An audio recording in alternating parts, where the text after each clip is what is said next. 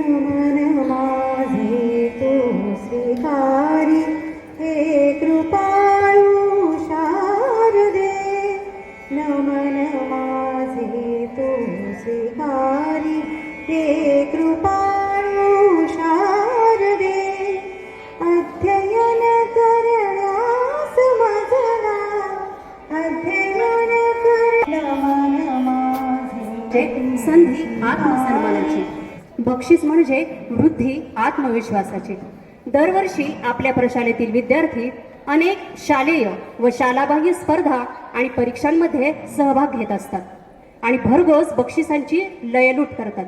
यंदाही प्रशालेच्या शिरपेचात मानाचा तुरा खोल ज्यांनी स्वतःला सिद्ध करून दाखवले आहे अशा यशवंत विद्यार्थ्यांचा द्वितीय सत्रातील बक्षीस समारंभ अर्थातच कौतुक सोहळा या ठिकाणी संपन्न होत आहे.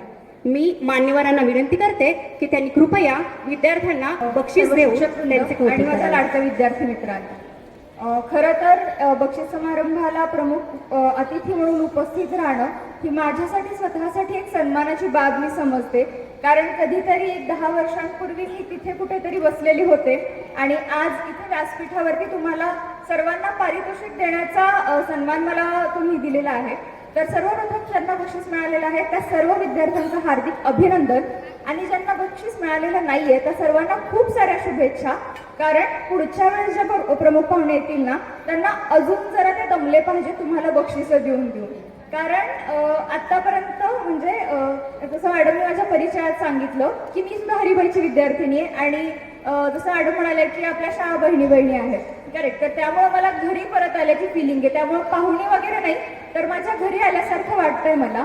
आणि तुमच्या सगळ्यांचं कौतुक करणं हा या कार्यक्रमाचा मुख्य उद्देश आहे आणि ते काम आपल्या शाळा खूप खूप जास्त आपुलकीने करतात. म्हणजे ते विद्यार्थी आजी विद्यार्थी असू देत किंवा माझी विद्यार्थी असू देत त्यांच्या प्रत्येकाचं त्यांना कौतुक असतं. म्हणजे मी आत्ता जस्ट बक्षीस वितरित करताना एक गोष्ट नोटीस केली की प्रत्येक विद्यार्थ्याला मॅडम नावानिशी ओळखत होत्या आणि प्रत्येकाचं त्या स्वतःहून कौतुक करत होत्या. म्हणजे ही गोष्ट खरंच उल्लेखण्यासारखी आहे. कारण की जसं घरात आपल्या आईचं आपल्याकडे लक्ष असतं तसं शाळेत आपल्या बाईंचं आपल्याकडे लक्ष आहे. आणि कुठेतरी हा आपल्या आयुष्यातला एक खूप मोठा कारण आपण इतर शाळांमध्ये पाहायला गेलं तर हा मुद्दा दिसून येत नाही आपल्याला. कुठेतरी प्रोफेशनलिझम किंवा व्यावहारिकतेकडे झुकत चाललेल्या असताना गोष्टी आपल्याला आपल्या शाळेत कुटुंब मिळणं ही खरोखर खूप आनंदाची गोष्ट आहे. आणि आपण सगळेजणच म्हणजे तुमच्या इतकीच मीही भाग्यवान आहे की मी या कुटुंबाचा भाग आहे. आता बोलायचं झाल्यास स्पर्धा परीक्षा किंवा आपण अभ्यासाबद्दल बोलायचं झाल्यास आपल्याला आता तुम्ही सगळेजण एका निर्णायक टप्प्यावरती आहात. म्हणजे काही जण 7वी 8वी 9वीला आहेत, आता 10वीची मुलं तर त्यांच्या परीक्षा देऊन झालेल्या आहेत. पण तुमच्यापैकी बरेच विद्यार्थी असे असतील जे आता 7वी 8वी 9वीच्या वयोगटातले आहेत. तर त्या विद्यार्थ्यांनी माझं म्हणणं जर असं लक्ष देऊ नये का. कारण की काय होतं माहिती का, हे 3-4 वर्ष जे आहेत ना शालेय जीवनातली ती आपल्या आयुष्याला दिशा देणारी ठरतात. आणि आपल्या सुदैवाने म्हणा आपण एका अशा शाळेत आहोत जिथे विद्यार्थ्याचा सर्वांगीण विकास हा केंद्रस्थानी ठेवला जातो. म्हणजे आता जर तुम्ही बक्षिसं पाहिली असतील तर ती चित्रकलेतली आहेत, वक्तृत्व स्पर्धेतली आहेत, निबंध स्पर्धेतली आहेत, तुमच्या नृत्यकलेतली आहेत, गायन कलेतली आहेत. म्हणजेच काय तर आपल्या व्यक्तिमत्वाचा सर्वांगीण विकास इथे होत आहे. आणि तो होण्यासाठी जितके आपले शिक्षक प्रयत्नशील आहेत तितकंच आपणही प्रयत्नशील असलं पाहिजे. म्हणजे माझ्या मते माझ्या स्पर्धा परीक्षांचा 2-3 वर्षांचा अनुभव आणि त्यापूर्वी जो काही शैक्षणिक अनुभव होता त्याच्यावरून मला असं वाटतं की कोणतीही गोष्ट मिळवण्यासाठी आपल्याला आयुष्यात 4 Ds आर व्हेरी इम्पॉर्टंट. त्यातला फर्स्ट D आहे डिझायर. पहिला D आहे डिझायर. डिझायर म्हणजे काय, तुमची इच्छा. कोणतीही गोष्ट मिळवण्याची सर्वप्रथम आपली इच्छा असली पाहिजे तरच आपण त्या वाटेवरती मार्गक्रमण करू शकतो. दुसरा D आहे डेस्टिनेशन. इच्छा असून काही फायदा नाही, आपल्याला कुठं जायचंय हे आपलं लक्ष आपण निर्धारित केलं पाहिजे. मग ते शैक्षणिक लक्ष असू द्या, तुमच्या एका स्पर्धेत पारितोषिक मिळवण्याचं लक्ष असू द्या किंवा एखाद्याचं हे पण लक्ष असू शकतं की नाही मी यावर्षी पूर्ण शाळेतून पहिला येणार आहे, बरोबर. तर हा दुसरा D झाला, तुमचं डेस्टिनेशन फिक्स करताय, तुम्ही तुमचं लक्ष निर्धारित करताय. तिसरा D आहे जो खूप जास्त महत्वाचा आहे, तो म्हणजे डिरेक्शन, मार्ग. कारण आपण लक्ष आपलं निर्धारित करतो पण त्या लक्ष्यापर्यंत पोहोचायचं कसं हा सर्वात मोठा प्रश्न असतो. आणि त्या लक्ष्यापर्यंत पोहोचण्यासाठी आपल्याला गरजेचा असतो तो मार्ग, आणि तो मार्ग दाखवण्यासाठी आपले शिक्षक सदोदित आपल्याला मदत करत असतात. आणि चौथा डी आहे डिसिप्लिन, जो मला वाटतं इतर 3 गोष्टींपेक्षा हा चौथा डी असणं खूप जास्त मॅटर करतं. कारण तुमच्या वागण्यात डिसिप्लिन, शिस्त जर नसेल तर तुम्ही कितीही हुशार असा, तुमच्या मागे कितीही चांगले शिक्षक उभे असू द्या, शेवटी रिझल्ट जो यायचा तो येत नसतो. त्यामुळं तुमची डिझायर, डेस्टिनेशन, तुमचे डिरेक्शन आणि तुमचा डिसिप्लिन, ह्या 4 गोष्टी एकत्र आल्या तर तुम्हाला आयुष्यात यश मिळवण्यापासून कुणीच रोखू नाही शकत. आणि माझ्या यशामध्ये सांगायचं झाल्यास शालेय शिक्षणाचा वाटा काय, तर ज्यावेळेस आम्ही सर्वजण अभ्यासाला बसत होतो, तर MPSCचं प्रिपरेशन करताना तर तुमचे कसे मित्रमैत्रिणींचे ग्रुप असतात ना, तसं माझा पण 4-5 जणांचा ग्रुप होता. आणि नेहमी आम्ही अभ्यासाच्या चर्चा वगैरे करताना प्रत्येक जण मला एकच प्रश्न विचारायचा की तुझं नॉलेज इतकं स्ट्रॉंग कसं काय, किंवा तुला पटकन गोष्टी लक्षात कशा राहतात. आणि त्यावेळेस माझं एक वाक्य नेहमी ठरलेलं असायचं, शाळेतल्या शिक्षकांची कृपा. म्हणजे ज्यावेळेस मी मॅडमला पहिल्यांदा भेटले त्यावेळेस सुद्धा मॅडमला मी हे वाक्य बोलून दाखवलं की काही नाही, शाळेतल्या शिक्षकांची कृपा आहे. कारण MPSCचे विषय तुम्हाला सांगू का कोणते आहेत? इतिहास, भूगोल, राज्यशास्त्र, अर्थशास्त्र, सामान्य विज्ञान, गणित बुद्धिमत्ता, मराठी, इंग्रजी. आपण रोज या विषयांचा अभ्यास करतो. असं आहे का कोणी ज्या विषयांचा अभ्यास नाही करत? नाही. तुम्ही जो अभ्यास करता तशा प्रकारेच अभ्यास करून मी सुद्धा पास झालेली आहे. त्यामुळे जर तुम्हाला स्पर्धा परीक्षा क्षेत्रामध्ये करिअर करायचं असेल, किंवा स्पर्धा परीक्षाच नाही कोणत्याही क्षेत्रामध्ये तुम्हाला जरी करिअर करायचं असेल ना, तुमच्या शाळेचा अभ्यासक्रम किंवा तुमच्या शाळेत जे नॉलेज तुम्ही गेन करता तो तुमचा पाया आहे. आणि तो पाया जितका मजबूत असेल तितकी तुमची वरची इमारत अगदी निश्चल अशी उभी राहणार आहे. कितीही बाहेरून तडाखे बसले, हादरे बसले तरी त्या इमारतीला काही फरक नाही पडणार आहे. त्यामुळे तुमचा पाया, तुमचं शाळेतलं जे शालेय अभ्यासक्रमातलं जे नॉलेज आहे ना ते खूप स्ट्रॉंग करा. आणि स्पेसिफिकली जे विद्यार्थी आता 9वी मध्ये आहेत त्यांना मला ही गोष्ट सांगायची आहे की आपण आता 10वीला जाणार आहोत. आपल्या आयुष्यातला एक टर्निंग पॉईंट येतो आपल्यासमोर, करेक्ट. आणि जे मुलं 8वी 7वीला असणार तेही कधी ना कधी जाणारच आहेत, 2 वर्षात 1 वर्षात, करेक्ट. तर तुम्ही असं नका करू की 10वीला गेल्यावरती मग ठीक आहे प्रथम सत्रानंतर आपण पूर्ण अभ्यास करूयात, किंवा बोर्डाचा अभ्यास आपण काय म्हणतो पूर्वपरीक्षा झाल्यानंतर करू शकतो, दिवाळीनंतर करूयात. अजिबात ह्या गोष्टी करू नका. आता आपले उन्हाळी वर्ग सुरू होतात, तर तेव्हापासून तुम्ही तुमच्या 10वीचा अभ्यास आणि तुमचे 10वीचे मार्क्स टार्गेट ठेवून अभ्यासाला लागलं पाहिजे. कारण की तुम्ही एकाच वेळेस म्हणजे तुम्ही एका महिन्यात जर सगळे टार्गेट अंगावरती ओढून घेतले ना तर त्या गोष्टी बॅकफायर होतात, त्याचा म्हणावा तसा रिझल्ट येत नाही. पण सुरुवातीपासून जर आपण प्रयत्न केले, म्हणजे थेंबे थेंबे तळे साचे म्हणतो ना आपण, तसंच छोट्या छोट्या प्रयत्नांनी जर आपण आपल्या अभ्यासाला दिशा देत गेलो तर नक्कीच आपल्याला हवे असलेले मार्क्स, आपल्याला हवा असलेला रिझल्ट आपल्याला मिळणार आहे. आणि जे विद्यार्थी आता 5वी 6वीच्या मुलांनी असं नाही समजायचं की ठीक आहे मॅडम तर 9वीच्या मुलांना सांगतायत आपण काय निवांत सुट्टी एन्जॉय करूयात. ठीक आहे, सुट्टी एन्जॉय करायची, सगळ्यांनी करायची, मीही करत होते. पण ती सुट्टी आपण किती विधायकपणे एन्जॉय करतोय हे खूप जास्त महत्वाचं आहे. कारण आता परीक्षा झाल्यानंतर ऑलमोस्ट 2-2.5 महिने आपल्याला सुट्टी असते. मग 2-2.5 महिने आपण काय करणार आहे? मूवीज पाहणारे, TV पाहणारे, कार्टून्स पाहणारे, गेम्स खेळणारे. याच्या पलीकडे कोणाचे काही प्लॅन्स आहेत का? नाही, ऑलमोस्ट कोणाचे नाही आहेत. ठीक आहे, मग ह्या 2-2.5 महिन्यांचा आपण उपयोग कसा करून घेऊ शकतो?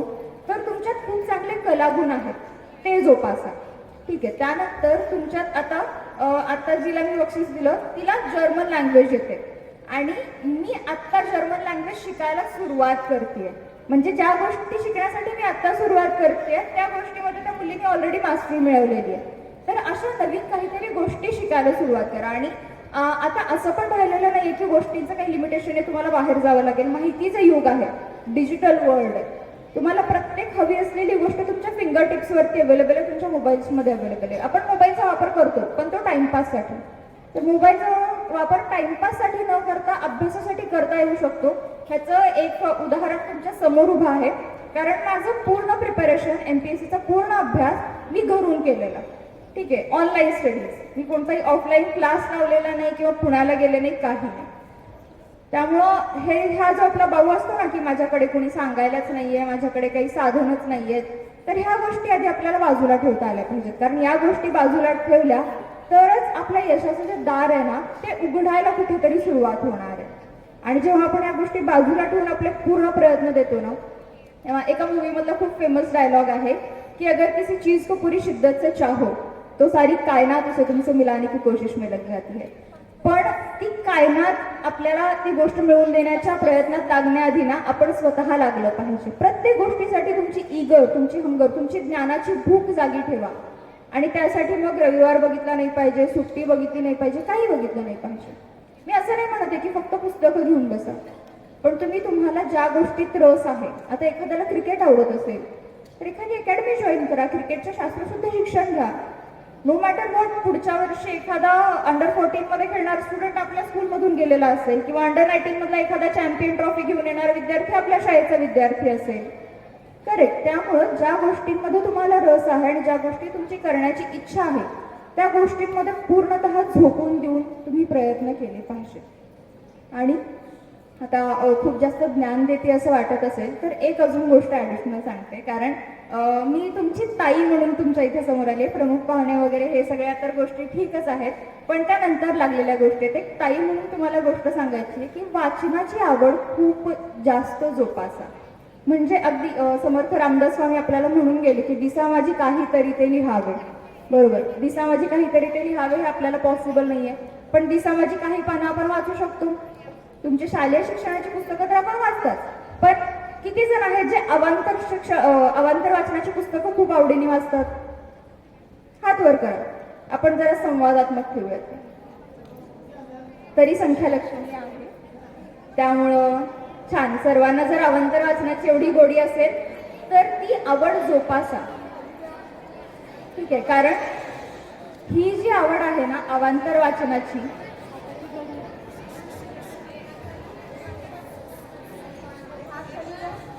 असं नाही हा, मी ताई म्हणले की लगे तुम्ही ताई समोर करता तसं आगाऊपणा करायला लागलात का माझ्या समोर? असं नाही करायचं. जरा ताईचं ऐकतो पण ना आपण. हा, तर अवांतर वाचनाची जी आवड आहे ती जोपासा, कारण आपण विचाराने प्रगल्भ जे होतो ना ते अवांतर वाचनाच्या पुस्तकांमुळे होतो. म्हणजे आपल्या शाळेची लायब्ररी पण चांगलीच आहे, पण मी आमच्या शाळेच्या लायब्ररीच्या पुस्तकांचा अक्षरशः फडशा पाडणारी विद्यार्थिनी होते. म्हणजे इथे स्वामी मॅडम आहेत, त्यांना माहिती की मी शाशीच्या तासाला कधीच ग्राउंडवरती नसायचे, मी लायब्ररीमधून पुस्तकं वाचत बसलेली असायचे. का? कारण मला अवांतर वाचनाची एवढी वेळ होतं, म्हणजे आवड नाही, वेळच म्हणूयात आपण त्याला. आणि 10वीच्या पूर्वी माझी जवळपास 50 अशी पुस्तकं वाचून झाली. आणि फक्त वाचून नाही तर त्या पुस्तकाबद्दल काय वाटतं आपल्याला, तेव्हा तर तोडकं मोडकच लिहायचे. आता जरा चांगलं लिहायला, बरं लिहायला तरी लागले. चांगलं नाही म्हणता येणार, स्वकौतुक नाही करत मी. आता जरा बरं लिहायला लागलीये, पण तेव्हा काही जे तोडकं मोडकं वाटेल ते लिहित होते.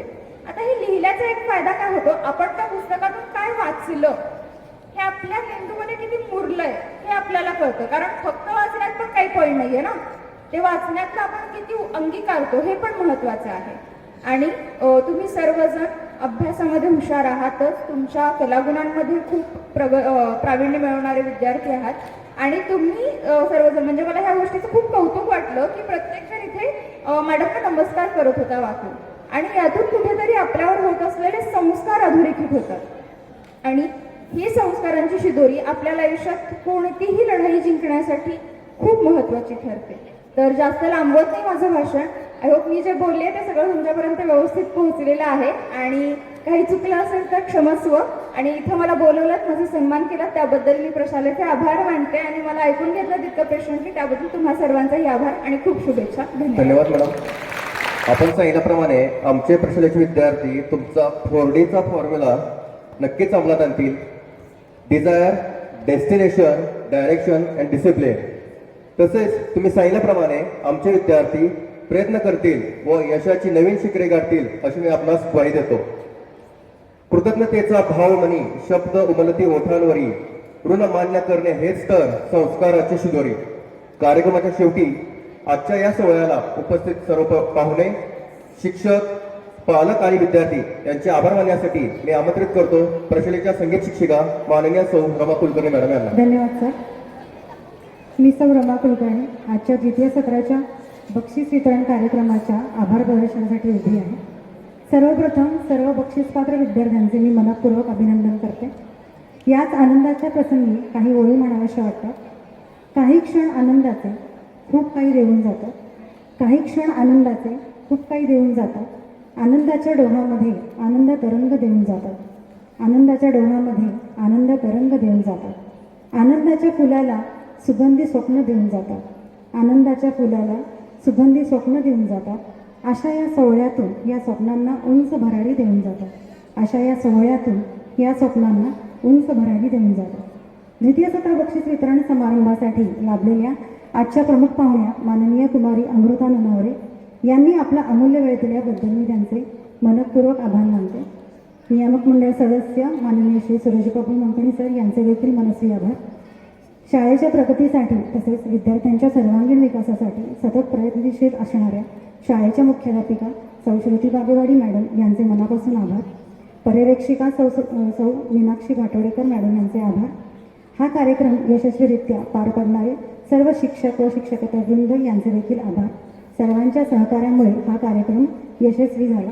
व्यासपीठाच्या परवानगीने हा कार्यक्रम इथे संपन्न झाला असे जाहीर करतो. चैतन्यात आहे राम, सत्संगाचा सुगंध राम, श्रीराम जय राम जय जय राम. आनंदाचा आनंद राम, श्रीराम जय राम जय जय राम. त्रिभुवन तारक आहे राम, श्रीराम जय राम जय जय राम. सुखकारक हा आहे राम, श्रीराम जय राम जय जय राम. श्रद्धा जेथे तेथे राम, श्रीराम जय राम जय जय राम. शांती जेथे तेथे राम, श्रीराम जय राम जय जय राम. सबुरी ठाई आहे राम, श्रीराम जय राम जय जय राम. चैतन्याचे सुंदर धाम, श्रीराम जय राम जय जय राम. पुरुषोत्तम परमेश राम, श्रीराम जय राम जय जय राम. भक्ती भाव तेथे राम, श्रीराम जय राम जय जय राम. निर्गुण सुंदर आहे राम, श्रीराम जय राम जय जय राम. निर्गुणी सुंदर आहे राम, श्रीराम जय राम जय जय राम. लावण्याचा गाभा राम, श्रीराम जय राम जय जय राम. कैवल्याची मूर्ती राम, श्रीराम जय राम जय जय राम. चराचरातील स्फूर्ती राम, श्रीराम जय राम जय जय राम. आत्म्या ठाई आहे राम, श्रीराम जय राम जय जय राम. परमात्मा ही आहे राम, श्रीराम जय राम जय जय राम. सगुणातही आहे राम, श्रीराम जय राम जय जय राम. निर्गुणी सुंदर आहे राम, श्रीराम जय राम जय जय राम. जे जे मंगल तेथे राम, श्रीराम जय राम जय जय राम. सुमंगलाची पहाट राम, श्रीराम जय राम जय जय राम. सृष्टीचे ह्या चलन राम, श्रीराम जय राम जय जय राम. कर्तव्याचे पालन राम, श्रीराम जय राम जय जय राम. दुःख निवारक आहे राम, श्रीराम जय राम जय जय राम. स्वानंदाच्या ठाई राम, श्रीराम जय राम जय जय राम. सुंदर सूर तेथे राम, श्रीराम जय राम जय जय राम. शब्द सुंदर तेथे राम, श्रीराम जय राम जय जय राम. सकल जीवांच्या ठाई राम, श्रीराम जय राम जय जय राम.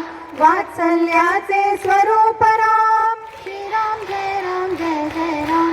सुंदर माधव मेघश्याम, श्रीराम जय राम जय जय राम. दशरथ नंदन रघुवीर राम, श्रीराम जय राम जय जय राम. अयोध्यापती अयोध्या राम, रघुपती राघव राजा राम, श्रीराम जय राम जय जय राम. राम नाम सुखदायक राम, श्रीराम जय राम जय जय राम. सकल सुखाचा सागर राम, श्रीराम जय राम जय जय राम. चराचरातील जागर राम, श्रीराम जय राम जय जय राम. राम भक्त नित स्मरतो राम, श्रीराम जय राम जय जय राम. कुशल व गायनी रमतो राम, श्रीराम जय राम जय जय राम. हनुमंताच्या हृदयी राम श्रीराम जय राम जय जय राम जानकी वल्लभ राजस राम श्रीराम जय राम चराचरातील आत्मा राम श्रीराम जय राम समर्थ वचनी रमला राम श्रीराम जय राम कुलभूषण रघुनंदन राम श्रीराम जय राम राम गायनी रमतो राम श्रीराम जय राम स्वरांकुराच्या हृदयी राम श्रीराम जय राम भक्ती रंगी खुलतो राम श्रीराम जय राम दाशरथी हा निज सुखधाम श्रीराम जय राम कौसल्या सुत हृदय निवास श्रीराम जय राम राजीव लोचन पुण्य विधान सीतापती कैवल्य प्रमाण श्रीराम जय राम पत्नी पलायन सीताराम श्रीराम जय राम लक्ष्मण छाया देवी श्राम श्रीराम जय राम आदर्शाचा आदर्श राम श्रीराम जय राम एकवचनी हा देव महान श्रीराम जय राम एकवचनी हा देव महान श्रीराम जय राम श्रीराम जय राम जय राम श्रीराम जय राम जय राम श्रीराम जय राम जय राम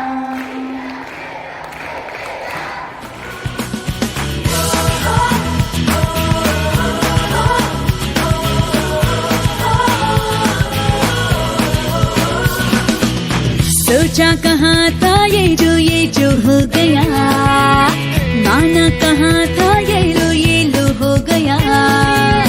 चुटकी कोई काटो ना है हमको होश में, कदमों को थामो ये है उड़ते जोश में।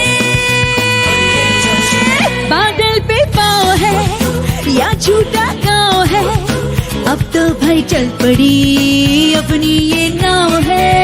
बादल पे पाँव है या झूठा गाँव है, अब तो भाई चल पड़ी अपनी ये नाव है।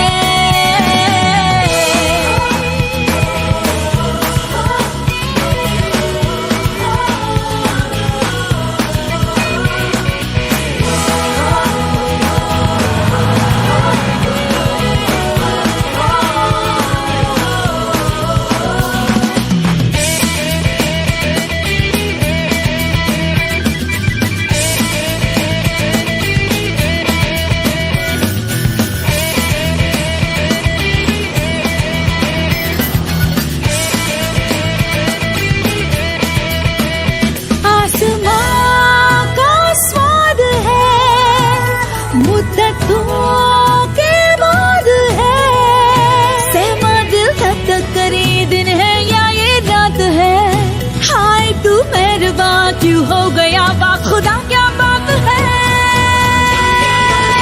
बादल पे पाँव है या झूठा गाँव है, अब तो भाई चल पड़ी अपनी ये नाव है। बादल पे पाँव है या झूठा गाँव है, अब तो भाई चल पड़ी अपनी ये नाव है।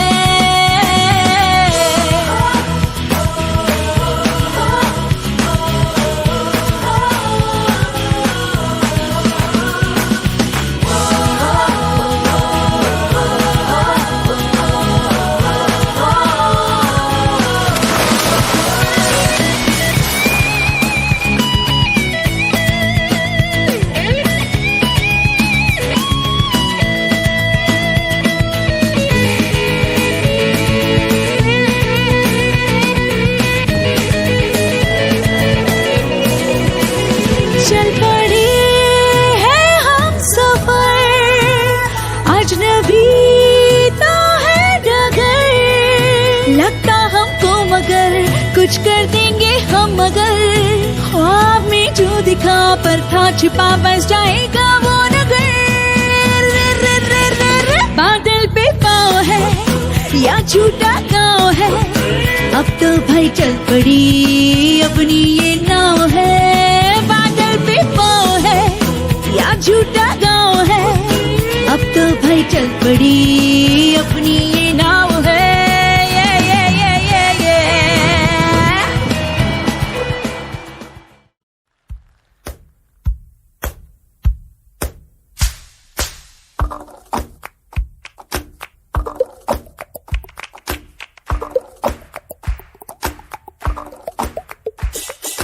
तद्दुम तद्दुम तद्दुम ता तद्दुम तद्दुम तद्दुम ता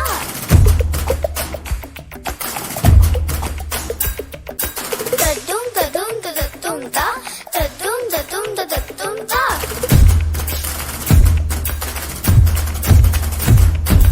तद्दुम तद्दुम तद्दुम ता तद्दुम तद्दुम तद्दुम ता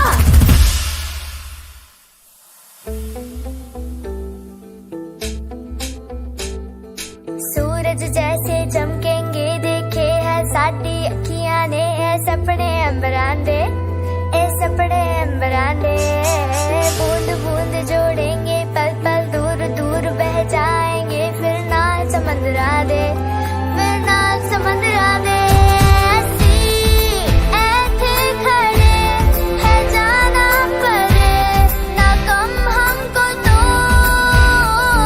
ऐसी सदते अड़े जनूनी बड़े ऐ दिल के कबूल एक जिंदड़ी मेरी सवाइशा एक एक मैं पूरी करा एक जिंदड़ी मेरी सवाइशा एक एक मैं पूरी करा एक जिंदड़ी मेरी सवाइशा मुश्किल हमें रोकना रात है कजले वाली दूर बड़ी दिवाली दीवे ढूंढे अखियां दिल वाले घोंसले में पंछी बना के यारो हमने उम्मीदा रखिया मैंने हारना नहीं है चाहे कुछ भी करे दुनिया तद्दुम तद्दुम ता तद्दुम तद्दुम तद्दुम ता तद्दुम तद्दुम तद्दुम ता तद्दुम तद्दुम तद्दुम ता तद्दुम तद्दुम तद्दुम तद्दुम तद्दुम तद्दुम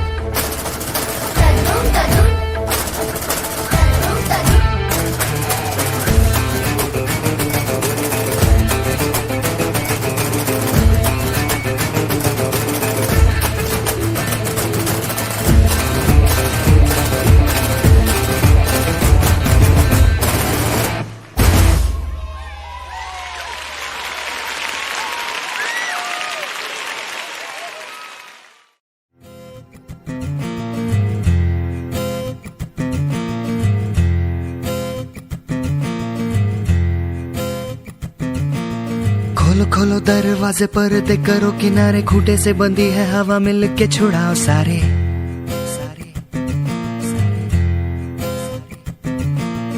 आ जाओ पतंग लेके अपने ही रंग लेके आसमां का शाम आना आज हमें है सजाना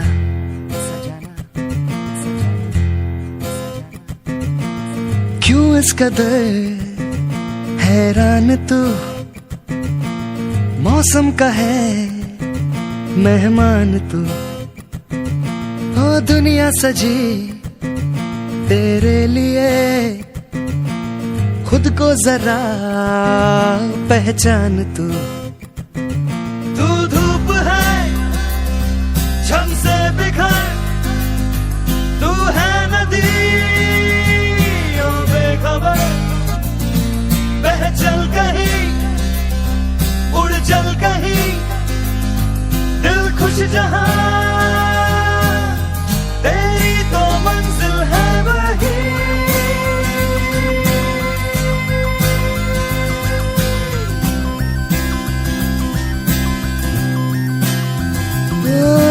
क्यों इस कदर हैरान तू मौसम का है मेहमान तू तिवारी सर आप गए नहीं आप तो 5 मिनट में जाने वाले थे ये क्या बना रहे हैं आप? ये मेढक, ये बतख और ये केला। बेटा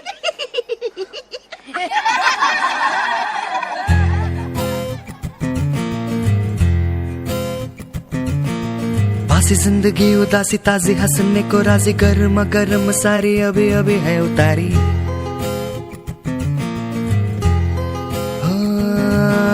जिंदगी तो है बताशा मीठी मीठी सी है आशा चकले रख ले हथेली से ढक ले से